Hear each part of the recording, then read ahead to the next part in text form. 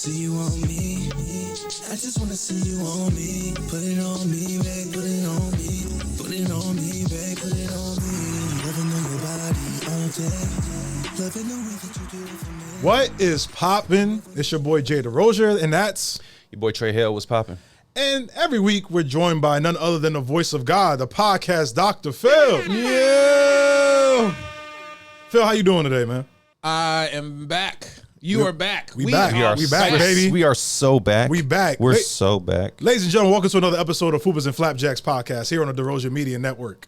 It's been a long time. We don't need to explain why we was going. Mind your business. We got our own shit going on in the outside world. But we're glad you guys came back to listen to us. We're so happy that you guys have been asking for us to come back for a minute now. But we're back. Man, welcome to season 2. Welcome to season 2, Welcome to season y'all. 2. Welcome to season 2. Trey, how you feeling, bro? You're looking good. Looking dapper. Appreciate it, man. Like that jacket. Thanks, man. What is that, velvet? No, this is cotton. Cotton. Still cotton. It's like a Native American jacket. No, I was going to say kind of... Wait. Yeah, like what's the name of that pattern? like a tribe in Oklahoma. I don't know, but this is from Zara, bro. Okay. Oh, okay. Oh, what I'm saying? we got Zara money.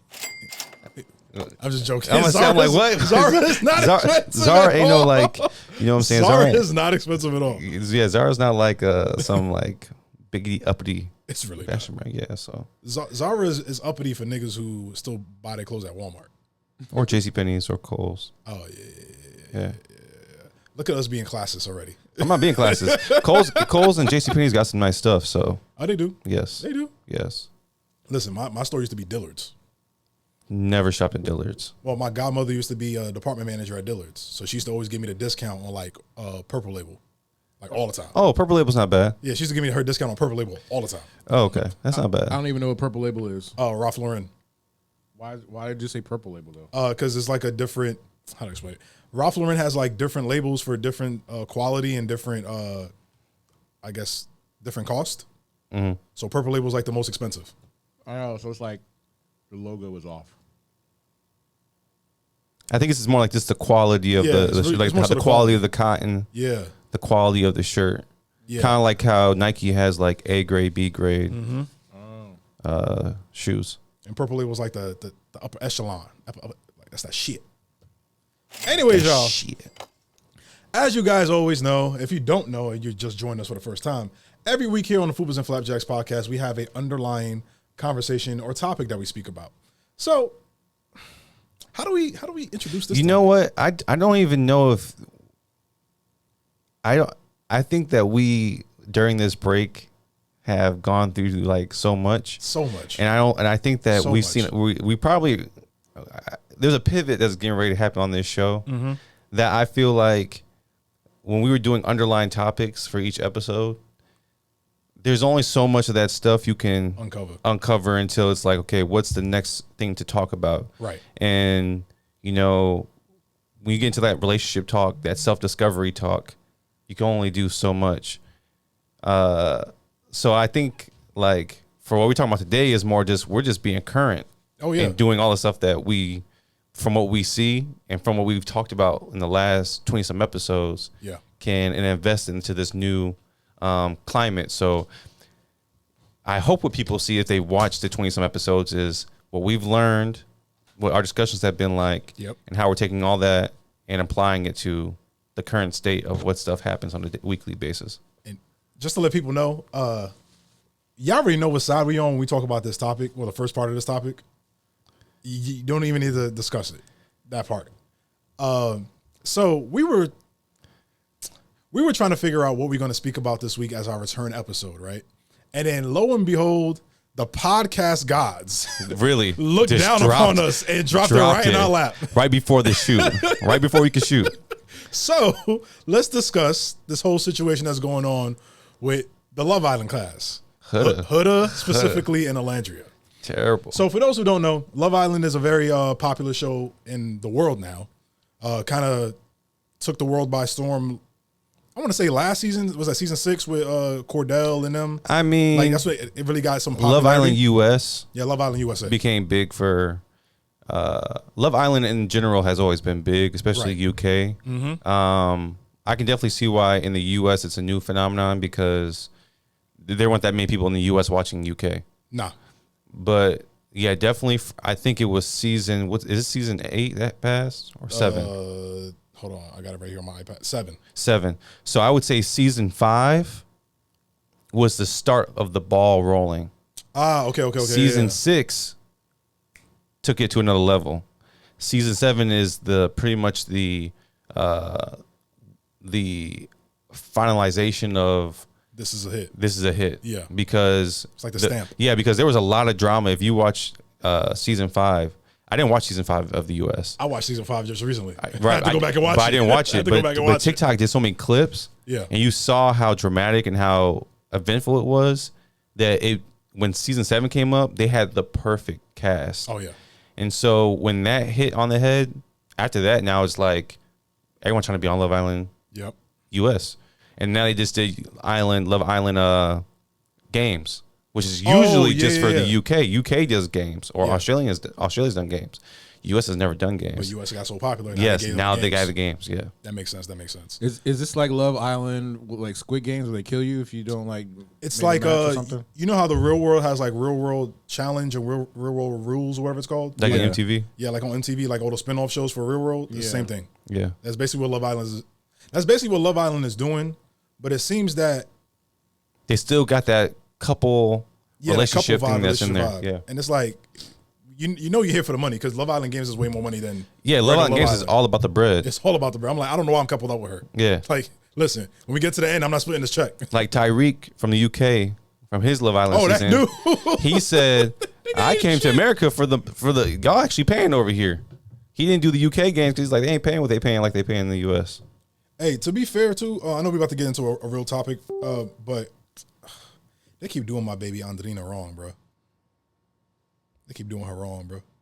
Even though she got a crazy body, it looked like she never been inside of a gym before in her life. The way she was getting tossed around like a rag doll in every challenge. Bro. I never watched it. I didn't watch this. I saw a clip. I didn't watch the show. I just saw a clip of them doing like a tug of war, right? But it's like there's a belt wrapped around my waist, one wrapped around yours, and the bungee cord separating us. But we're like back to back, so we have to get the reach for something, right? Yeah. So it's a tug of war, right? Yeah. Yo, and you see how fit and thick Andrina is. She's not a little girl. Small, yeah. She's not a little girl. Bro, she was getting tossed around like a rag doll. Yeah, but she probably just isn't physically strong though. Yeah, that's what I'm saying. She's not physically probably just in shape. My point exactly. Yeah. But anyways, enough of the rest of that. So if you guys have been living on the rock the past couple of months. So let's just go give you a backtrack about what's going on with Love Island. So Love Island had 2 popular contestants, Olandria from Houston, right? She's from Texas or Bama? One of the two. She was born in Alabama, but she lives in Texas. Texas, that's what it is. And Huda, who's from North Carolina. All right. So give you guys a backstory. Basically, long story short, everyone in America loves Olandria. Everyone in America loves Huda. Everyone loves both of them. They have their own separate. They have their own groups. separate fan bases. Yes, correct. but everyone. That's the 2 girls. That's it. And both of those girls ended up making it to the final 4 couples. So Huda placed in 3rd with Chris. Yeah, something like that. And Olandria and Nick were 2nd place. Yeah. That really has nothing to do with that. I just want to give you guys a timeline real quick. So as Love Island happened, we saw Olandria, basically we all felt like she got led on by Taylor. I do not feel that way. You don't feel that way? No. I feel like she got led on. No. You think Taylor really liked Olandria? I think he liked her. I don't think she really liked him either. Really? Yes. Huh. I don't know what show everyone was watching, but when we discussed this on the episodes, and we're gonna talk about things. We talked about an episode where Miriam was here, I sat there, and we talked about you were out on a club night. Oh, Jesus. Okay, I see what you mean. If you're not gonna, most times when you like someone and then you're out on an island on a beach in the sun and you guys are having a good time and you have nothing else to do except talk to them. Yeah, talk to them. You're not gonna kiss them or nothing. You're just chilling. They weren't feeling each other like that. You know what I'm saying? That they're like Ace and Shelly. You could tell there was like from day a sexual tension between both of them, but they were playing games, purposely holding that back. Yeah. Taylor and Olandria weren't playing games. They both just weren't feeling each other. To be real, Olandria was never going to get with Taylor in the real world. I would agree. That's not her type of guy. I would agree. That's not her type of guy, and he's younger, and he's still going to school. Olandria has been in music videos with Kurt Cobain's out kicking it, doing other stuff. She's not fine as hell. She's not going to the ranch to chill with. Fine as hell. Sure. Sorry. So to me, like, I feel like Taylor tried. I feel like all you can do is if there's no other options for you. Right. So the most you can do is try. And I think they both ended up with the right person. Sure. I think Taylor ended up with Clark where he should have been. I don't know if Olandria and Nick are real for real still to this day. I don't choose to judge or speak on it. I don't post about it or whatever. But, they're making money. And all that matters is you making money. But Taylor and Clark, they are real. That's a match made in heaven. Yes. That's a match made in heaven. And they're both in the same age group, same mindset. Mm-hmm. You know what I'm saying? She gives him that kid feeling. And and everyone jokes about that, but we all know what that means. Yeah, I know what that means. So the butterflies in your stomach every time you see her. Yeah, so I'm not getting with that. Nah, I feel you on that. But you could think it was. Nah, I thought they. You could think Taylor let it on. I'm not gonna do that. I thought it would have worked. Now, I don't know about the outside. I thought it would have worked for the show, if that makes sense. No, they were boring. Clark and Taylor were so much fun on the show. Taylor and Olandria, boring as hell. They wasn't doing nothing. Nothing, bro. But besides them making a finalist or whatever. So since the show ended, here's the thing I think Love Island does great at and does poorly at the same time. Okay. So one of the things that's so great about the show is that it's pretty much in real time. I think it's only like a 48-hour period from whatever it happens on the island to when we see it on TV. Wow. It's like 48 hours or it's like how they edited that. They edit in pretty much in real time. Like at the end of every night they edit. Yeah, it's really getting it's really almost live. That's nuts. It's close to being live because like when someone gets eliminated from the show, they don't get their phones back for 2 days till their episode of them getting eliminated shows. Yeah, and then they get their phone back. So something like it's like a 48-hour period of when they get when we see the show. So while this is going on, and this is one of the things like I just said, Love Island does great at, but they do poorly at. They can control a narrative in real time about who's doing this, who's doing that. So, for example, there was a narrative that's being built about Olandria and Shelly versus Huda, correct? Correct me if I'm wrong. How they were mean girls to Huda, this, that, and the third. But then there was also a narrative being built about Huda, how she's, irrational, but also a damsel in distress because nobody knows how to love her correctly type shit. And it's like, it's not really it at all. She don't know how to control her emotions. Let's be real. Let's be real about that. She has no self-control. No self-control at all. So let's fast forward now to after the island. Mm-hmm. Those fan bases kind of had a back and forth, but it was started with an account that was posing as a Olandria and Shelly stan account. Mm-hmm. That was really a Huda stan account. Okay. That posted the picture of Olandria's face on George Floyd's Olandria's face on George Floyd's body. Right. And Huda's face on Derek Chauvin's body, the officer who killed George Floyd. Mm-hmm. And I remember seeing that picture and feeling like heartbreak for Olandria because I'm like, that's fucked up. I never even got to see the picture. I saw the picture. Was it on Twitter? It was on Twitter. Somebody put it I saw it in a couple of comments of Love Island's like TikToks and stuff like that. Okay. But they were taking every time that picture popped up, it was gone within 2 minutes. I don't have a Twitter, so. Oh yeah, I'm on Twitter. I'm only on Threads. Oh, well, I'm on Twitter, baby. Yeah, I'm in these X streets. Yeah, you are. But that picture obviously is something that we don't condone on any stretch of the imagination, right? Right. A lot of people behind the scenes felt like, Huda should speak up about it, but a lot of people felt like maybe Huda never saw the picture. Fast forward to the reunion, all this stuff is building with all the racism towards Olandria and Shelly, and Olandria pops up at the reunion and says, Huda, I showed you the picture firsthand. We both know you saw the picture, and you still want to speak up for me, even though you're telling me you want me to meet your daughter, we were best friends outside the villa, blah, blah, blah, blah, blah. Now, Trey, correct me if I'm wrong. Just correct me if I'm wrong, all right? Black man to black man. Phil's here too. So black man to black man to black man. All right. If you have a friend who is not black and they have somebody who's saying racist shit, not really on their behalf, but just saying racist shit, and you ask that black friend like, yo, they're saying racist shit. Can you just speak up for me? Because I'm trying to speak up for myself, but it's not loud enough. But they're speaking on as if they're on behalf of you. Can you just speak up for me and say you don't condone the shit, stop bullying me, blah, blah, blah, blah. And you don't do it? I'm sorry, Trey. Is that your friend? Yes or no? No. But at the same time, I don't know. I guess this is how I think. Talk to me. Why am I expecting someone to speak for me? Why am I expecting someone from a different race, I feel you. different ethnic, whatever, to speak for me? I feel like that they were probably really close and everything on the show. And you're pretty much in jail. Right. But in my head, I have no expectation, especially after this election happened. Oh, yeah. I have no expectation for anybody to get up and speak for me, speak for black people, speak for any of that. Mm-hmm. Especially with people talking about on social media about the, what they call black exhaustion or whatever they. Oh yeah, black exhaustion or whatever. Black fatigue. Black fatigue. I'm not expecting none of that. Yeah. So I'm not getting emotionally attached or expecting someone to do something for me that I know you're not going to. Yeah. And if you are doing it, part of me now looks at it like, is this like a ploy to just keep you in good graces of other people, or is it because you really do care about me? My thing is, specifically when it comes to this specific situation, right? Mm-hmm. You used double AVEs, right? Mm-hmm. You go out of your way to go chase after black men, especially on the show. We saw it firsthand, and even outside the villa. Right.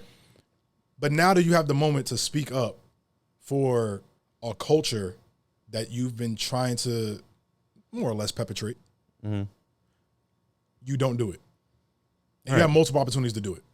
Right there, that's a line in the sand for me, and there's no coming back from that for me. And I agree with that. But what I'm saying is that with this situation and a situation that just happened with Huda. Yes.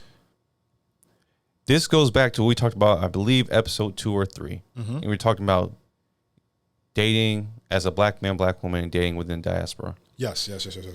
And my whole thing was always about that there's so many different black women across. So from Puerto Rico, Dominican Republic, Trinidad, Colombia, Brazil, Africa. There's so many black women all over the place that you can date from and explore with. Right. But at the same time, you still got to ask questions. And you still got to figure out who that person is. Mm-hmm. Mm-hmm. So for, his name's Louis or Louis? I think it's Louis. Louis. For him to date her, and he's in, but Louis. Sorry. He's in as much as fault too, because he sat there and laughed too. So he's trash. He's trash too. Yeah. But in my situation, right, I've always been okay with people dating. If you want to go date Middle Eastern, date Asian, be black, and whatever. Yeah. Sure. If you can't find anyone black that you like and you want to do your thing. Find your love. You know what I'm saying? I've been a little indifferent about the black and white thing, but as far as everything else, try it. Yeah. But there's questions you have to ask. And there's things you have to take seriously, especially when you're on that level. Yeah. Right? What are your beliefs? As far as in ethnical groups in our diaspora, do you accept your blackness? Mm-hmm. Not saying you are black. You accept your blackness. Our culture, like for instance, you're Haitian Dominican, still accept that your race is black, but your culture, our culture's not black American. Yeah. Just like me, yes, I'm black, Native American, white, just like the majority of black Americans here. Correct. But we call our ethnic group black. I accept my blackness. Yes. I say I move as a black man. Yes. So for me, across the board, if that's the case, that's how we should be moving and dating across diaspora. But when you date someone who can't respect your blackness or respect the culture or respect the people or respect the history, and you laugh and gawk and don't stop certain things that happen, to me, that's not only just a Huda thing. I'm kind of been over Huda. I never liked Huda.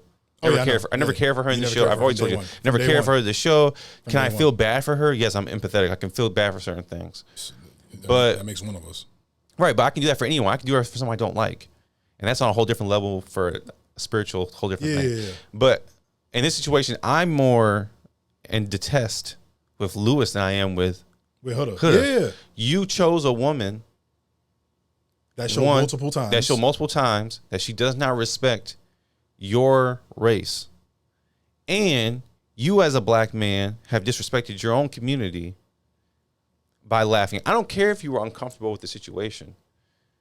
my reaction is, what the fuck? And saying right then and there, bro, we're not with that. Yeah. She had a moment in the moment, even if you felt nervous to laugh a little bit and chuckle, you could have still been like, take a deep breath, and said, yeah, we don't fuck with that. That's not cool. Guys don't talk like that on our whatever. That's a sore eye to me. I don't fuck with that shit. Yeah. I'm with you on that. And I'm more mad at him than I am at her, because I've already seen clear examples of her, how she moves. So I don't my expectation for her ain't really big, but for him, it's different. I hold a man accountable for a lot. I'm with you on that. The only thing, he's in our community. He's listening to the rap music. He's a black man. He's dressed in the part. He's in our community. Also, I want this to be said real quick, because a lot of y'all probably gonna be in the comments like, "Oh, he's from the UK. He don't get a pass because he's from the UK." No, he don't get a pass. He do not get a pass. Continue. No, he is part of the culture. So defend the culture. Mm-hmm. That's all I gotta say about it. So the reason why I wanted, like, I thought this was a great topic, and podcast guys look upon us for this. It seems that, and this is not just recently. I don't want people to think like, oh, these dudes just woke up and realized all the shit was going on with us recently. It's been going on for decades upon decades upon decades. Right. They want the black joy without black pain. Mm-hmm. They want to look like us, dress like us, be like us. Post Malone. Justin Bieber. Biebs. Justin Timberlake. Big Justin Timberlake. Austin Mahomes. Hey, Prince had a problem with him. If Prince don't fuck with you, I don't fuck with you. Yeah, Austin Mahomes. Who's a rapper who just disappeared out of nowhere? Oh, Tommy Richmond? No, I'm Vanilla, baby. Oh, Jack Harlow? Jack Harlow. He gone to be found. Can't be found. I thought you meant Tommy Richmond, because I got my own problems. Oh, him too? I got my own problems with him. Mark Wahlberg. That's a good one. That's a really good one. Mark Wahlberg's a really good one. We can keep going. Oh, we can keep going. Yeah, but I'm leaving it there. I mean, I was gonna say somebody else. Go say it. I don't know if people are gonna feel about this when I say it. Say it. Say it with your chest. Don't do this. Pod, baby. Pod, we back. Pod, so we can get these views. Get these clips and views is crazy. There's an actor. I've always looked at it sideways for a multitude of years. And I think lately it's showing more and more why I've been looking at this person kind of sideways. Is it dude's son? Who? What's the dude who did the affair? Tom Hanks? Tom Hanks' son. Chet. Yes. I've had my own issues with Chet Hanks for a long time. Okay. Like, it's been a one-sided thing, obviously, but nah. I've always looked at that dude sideways like, hey, bro, what you want, dog? Yeah, because your dad and your folks, you're not even from that at all. Like the caucasity of it all. Yeah. Seriously. So the reason I'm using the Huda and Olandria thing to tie into this is, like, it seems that no matter what the situation is, people just want to be like us. And it's partly black people's fault too. Y'all always want to invite somebody to the fucking cookout because they can Dougie on beat. Yeah, that's a problem. Y'all always want to invite somebody to the cookout because they season their chicken correctly. Or sing all the lyrics to a rap song. Or they on a cruise ship. You know how many videos I've seen on a cruise ship of a white boy or a white man singing an R&B song like, oh, he good. And in the comments like, oh, he good with a cookout. Why? Because that nigga got drunk over a cup of daiquiris and sang some Keith Sweat? Yes. Like, what are we doing, bro? Bro, it's honestly the most annoying thing ever, because it's basically saying we're giving you a cookie for the basic thing for a very basic thing. Exactly. I'm like, bro, like, okay, so he can sing. And then y'all wonder why hip hop is not on the Billboard charts anymore. Wait, what? What? Oh boy, don't get me started. Hip hop's on the Billboard charts. I got a rant, boy. But to be honest with you, I'm not mad at that. Oh, I'm not mad at it either, because the shit that like Mass Appeal's been doing with, I'm gonna say that for serious sarcasm, but the shit that Mass Appeal's been doing, like the Big L album just dropped. Okay. Love it. Whose album? Big L. I don't know who that is. That's okay. You're from Michigan. It's all right. Big L was a very popular underground rapper in New York City. But also he came up around the time like, you know, Mobb Deep, Jay-Z, Nas, all of them were coming. I'm not a big rap hip hop fan though. Oh, okay. I'm more of an R&B person. Think of Big L as like a. They call me Big LA. No, that's LL Cool J. I know, but I'm just singing the song because he's from New York. But Big L was like he was really about to break, like he was about to break out soon, and he passed away. Oh damn! Fortunately, was taken from us at a young age, but he was at that right there, getting ready to break out, and he was taken away from us.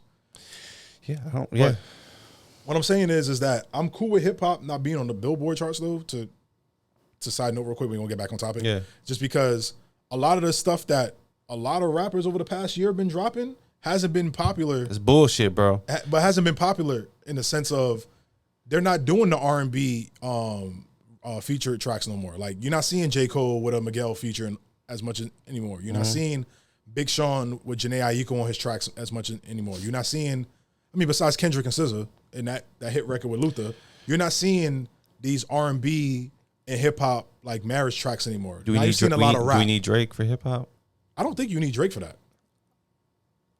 We need Drake. I don't think you need Drake for that. We need Drake. No, what I'm saying is I don't think you need Drake for that because what people are expecting from hip hop currently is a lot of the shit that made the Drakes, the Travis Scotts, the Kanye's so popular and kept them at the top for so long.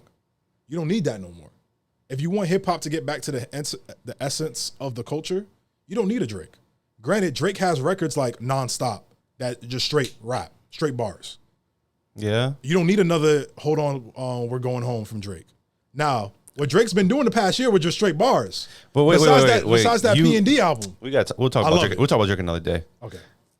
But that's crazy. To get back to my point. Crazy. What I'm trying to say is a lot of the times when we see our culture being used and repackaged and resold back to us, it's our fault. Yes. But lately, case in point in this Huda situation and other situations we've seen, prime example, the Keke Palmer thing that we talked about before we got on camera, with the Southern Fried Rice TV show that she's doing or executive producing, whatever the case is we have so much good things in our own culture that we don't need to outsource or find approval from other people. Right. So when other people perpetrate our culture, we can easily call them out and just be like, bro, stop doing that shit. Be yourself. You're not us. We're afraid to do that. Well, also, now, why can't we just why would they tell you not to do it? What do you mean? When it comes to what's the saying? There's positive and negative what's the word? Like when people get when bad things happen, they still get positive and negative publicity. There's positive and negative publicity. Yeah. If you ignore it, it goes away. Why are we even acknowledging it? For instance, a woman did a wedding video where she rapped a full song on whatever. I forget what the song was she rapped. We don't gotta like it or repost it. That's true. That's true. We see, okay. And keep moving. Yeah. Oh, okay. Keep moving. Post Malone, White Iverson came out. Oh, Jesus. Okay. Keep moving. Everyone wants to talk about something or call out. And that's what makes things big because the people that know that we don't like it are going to hype it up. Instead of just leaving it alone. I don't really fuck with that. Especially nowadays with the internet, when we found out that 60% of the internet traffic is bots. What? You didn't see that? What? Yeah, it was a report. 60%, like I forgot which university did that study, but a university did a study that's like about 50 to 60% of internet traffic now is bots. So it's like, that's believable. Prime example. This is one thing I thought about the other day. Just Love Island real quick. So we can all agree Huda is the most popular girl that came from the show this season. Yes. Right? She has the most followers. Yep. She got the deals, everything. Instagram, NFL, TikTok, all that stuff, right? Here's what always bothered me about the Huda thing. And I never thought Huda was as popular as we thought she really was. You're telling me you're not only the most followed person from the show, you're getting all these brand deals waiting for you on the way out, but they couldn't vote for you, or you couldn't get more votes than Amaya and Brian to win the show? Right. Like, I was literally thinking about that the other day. I'm like, something don't add up there.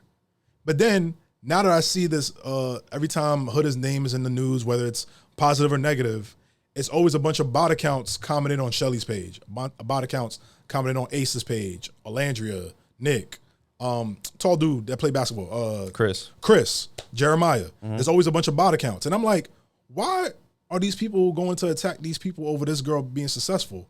And one thing I realized, besides Nick, the common denominator in all those people is what? Black.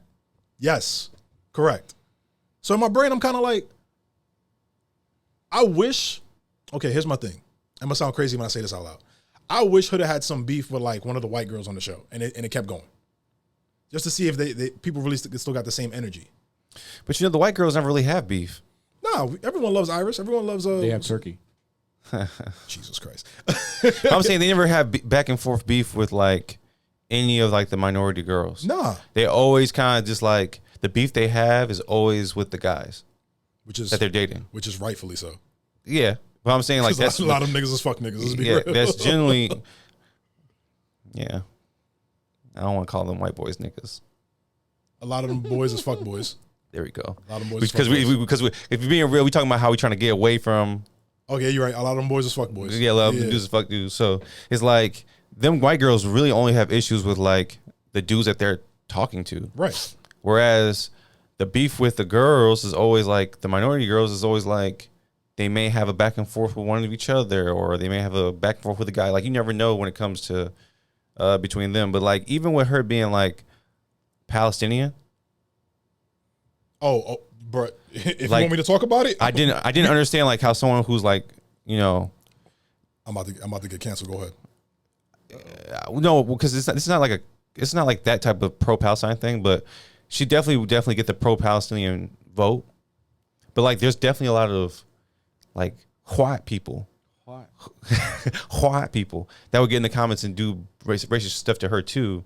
So I'm not understanding, because if white is the majority of people in America, how, like you said, how numbers wise, how are you popping? Yeah, because that doesn't make sense to me. I'm not saying all white people are racist. I'll say this about the Huda racism. But I would say 90% of them are 80%. I'll say this about the Huda racism versus Olandria. I saw 100 people jump Olandria. I only saw 10 people jump Huda. I'm gonna help Olandria before I jump Huda. On what?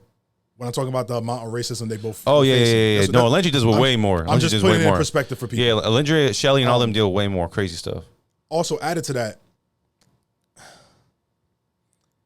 I'm probably gonna get some flack for saying this out loud, but I don't care. Okay. This is our podcast. I'm gonna say what the fuck I feel. Go ahead. One thing I've noticed, and this is not Huda specifically, the people who support her. I'm gonna get off of Huda's back right now. I'm talking about the people who support her. You guys only bring up her Palestinian background when she does some racist shit to black people. Okay. So what pisses me off about it is that no one knew she was Palestinian for the most part, really, until she was on that Call Me Daddy interview.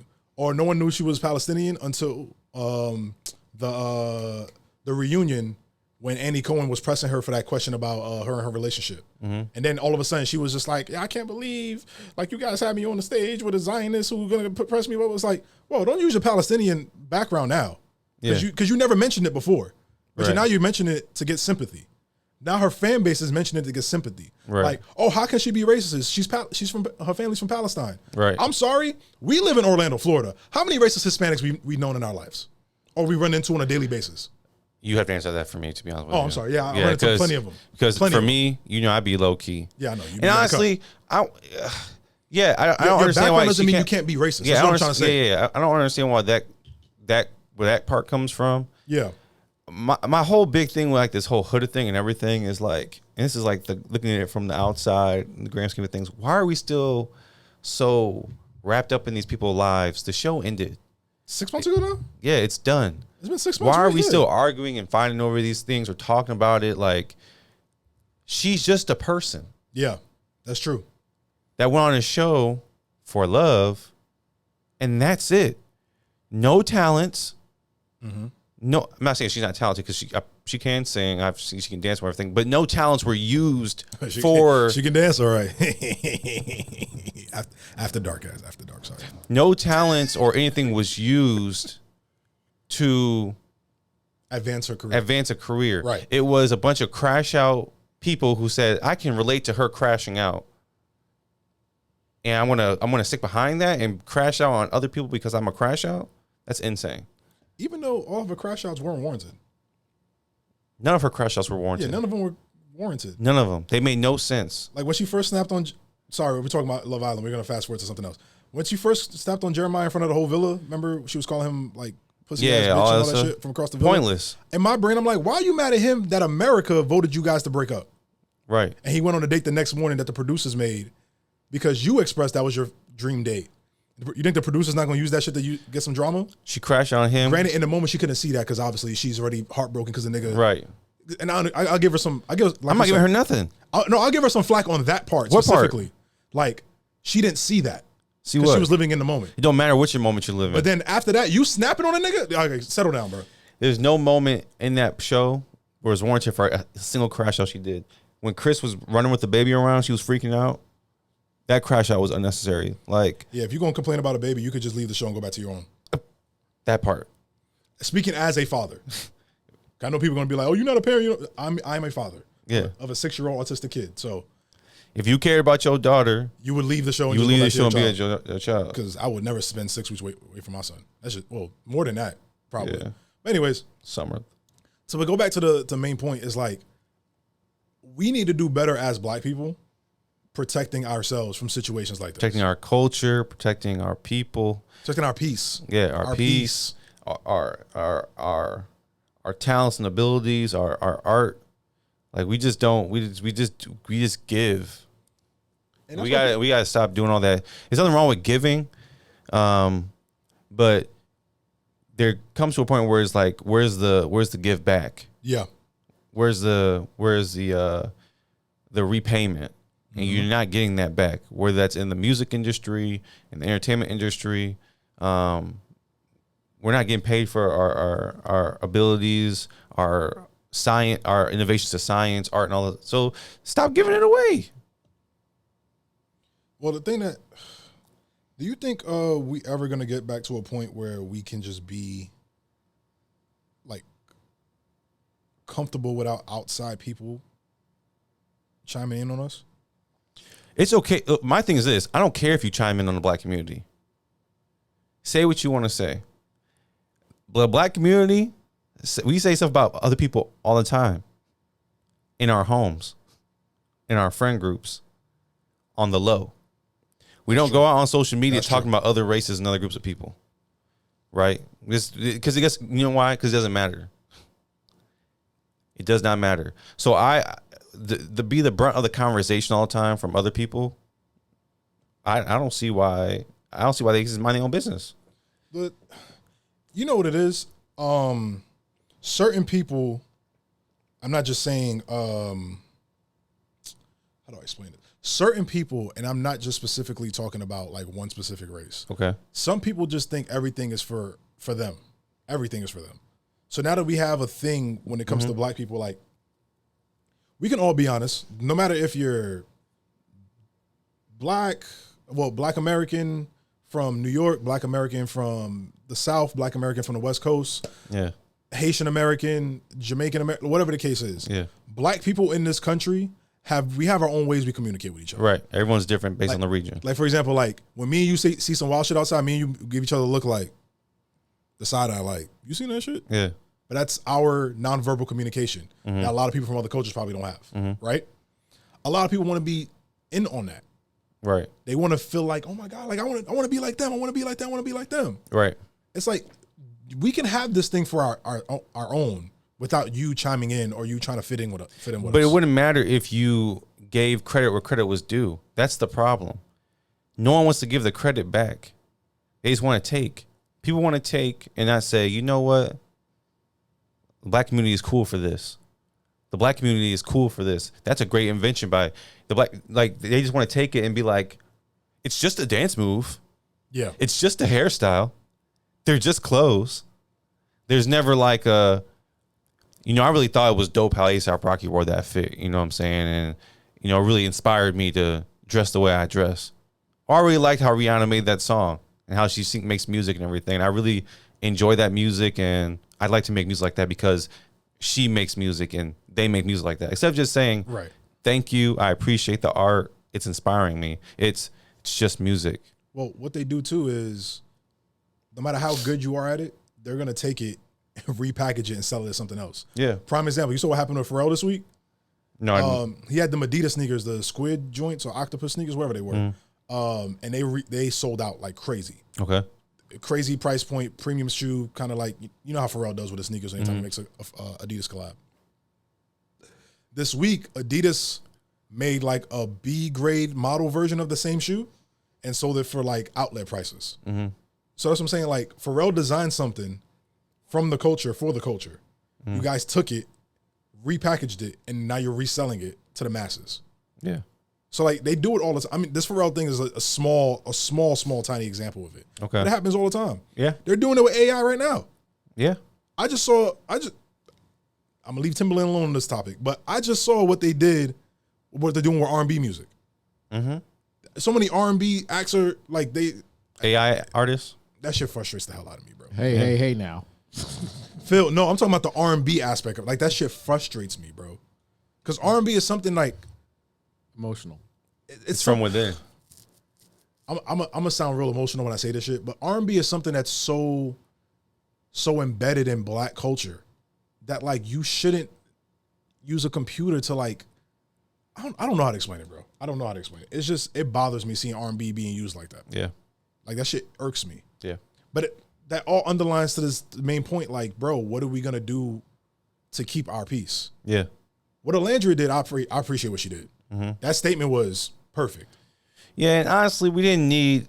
I didn't even need a statement from her. No, I don't mind a statement from. I think we only needed a statement from the parties involved. Oh, Louis, all three of them? Oh, yeah. Huda, the 3 people involved, and Olandria. We didn't need a Nick could have done it too, which is fine because she's a man. Yeah, I mean he's a man. We didn't need one from Iris. Didn't need one from. She made one. Yes. Didn't need one from Shelly. We didn't need one from all these people that weren't a part of. I give Shelly some slack. Because Shelly was right in the middle of all that racist shit that was going on originally. No. If she really wanted to do something, she could have just made a video and did some talking points about it. Not make a status. That's going to be deleted in 24 hours.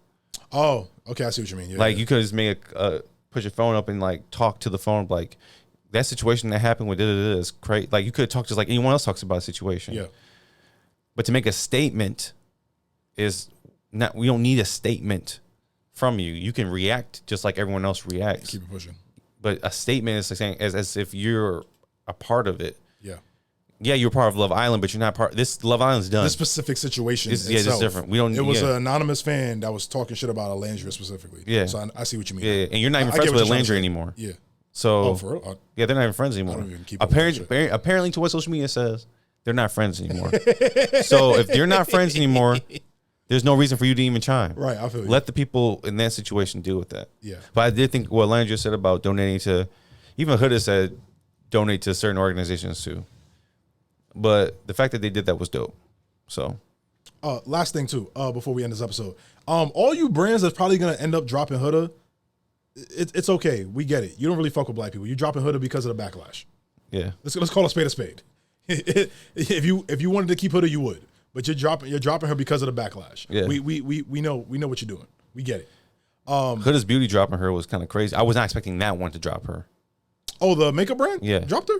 Yeah, Huda's Beauty dropped her. Oh, wow, that's crazy. I was expecting them. I could have expected, NFL, Activision, but I would not expect them to do it. NFL ain't dropping nobody over some Black racism. Jerry Jones is still an NFL owner. Jerry Jones, the Cowboys owner? He's still an NFL owner. Well, they ain't dropping nobody over racism. Robert said, we love Bad Bunny. Oh, Robert Kraft? Yeah, he said, we love Bad Bunny. No, not Kraft. What's his name who actually owns the NFL?